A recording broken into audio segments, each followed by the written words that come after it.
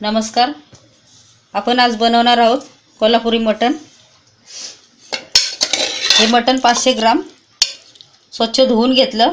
हळद, मीठ, आलं लसूण पेस्ट लावून थोडंसं तेल टाकून कांदा टाकला आणि हे मटण मी फोडणीला टाकलं आणि थोडंसं पाणी टाकलं आणि कुकरमध्ये या 3 शिट्ट्या मारून घेतल्यात. त्याला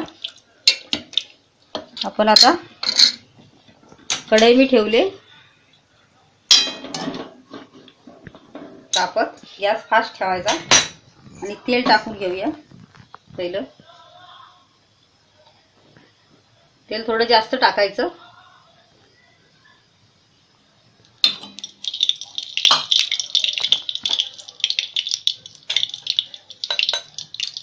तेल तापलं ना, हळद टाकून घ्यायची थोडीशी.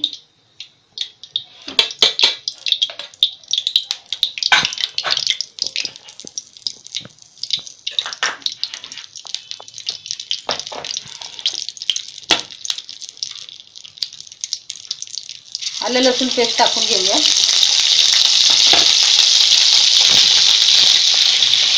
कांदा कट केलाय मध्यम आकाराचा एक, तो टाकून घेतला.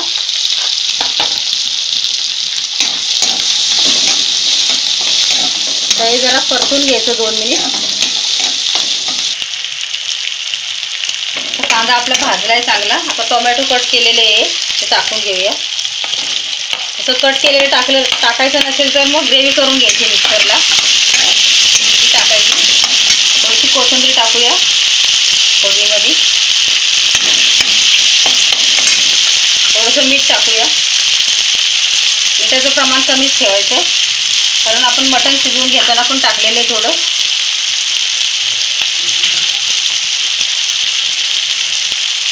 आता हे पावडर मसाले टाकून घेऊया. 1 चमचा जिरा पावडर, 1 चमचा धना पावडर, 1 चमचा गरम मसाला पावडर. हे आता 2-3 मिनिट चांगलं हलवून परतून घ्यायचं गॅस फास्ट ठेवून. हे चांगलं भाजून झालंय आपलं पावडर मसाले. आता लाल तिखट टाकूया. हा कांदा लसूण मसाला आहे, 2 चमचे टाकूया. कोल्हापुरी म्हणल्यावर जरा झणझणीतच असतं.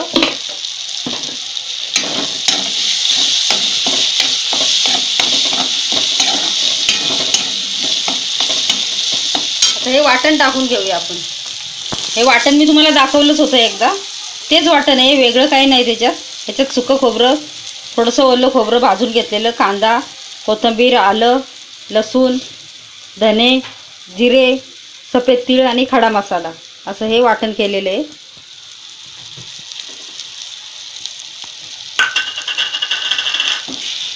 ते आपण चांगलं आता 2-3 मिनिट चांगलं परतून घेऊया भाजून तेल सुटेपर्यंत. आता मसाला आपला चांगला भाजलाय, खमंग असा वास सुटलाय. आपण आता मटण टाकूया शिजवून घेतलेलं.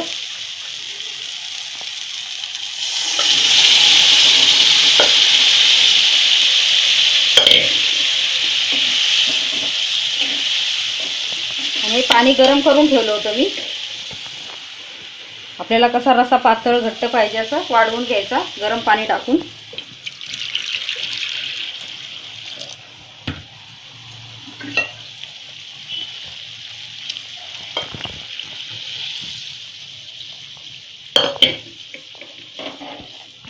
आता गॅस मध्यम लावून 10 ते 15 मिनिटं उकळून द्यायचं चांगलं. आता आपली 10 ते 15 मिनिटं झालीत. मस्त आपल्या रस्स्याला उकळी पण आली छान. आता गॅस आपण बंद करून घेऊया. थोडीशी कोथिंबीर टाकूया.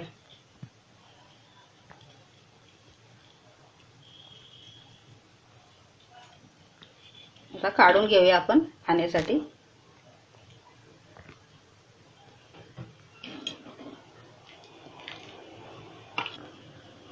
असं हे आपलं कोल्हापुरी मटणाचं कालवण तयार आहे खाण्यासाठी.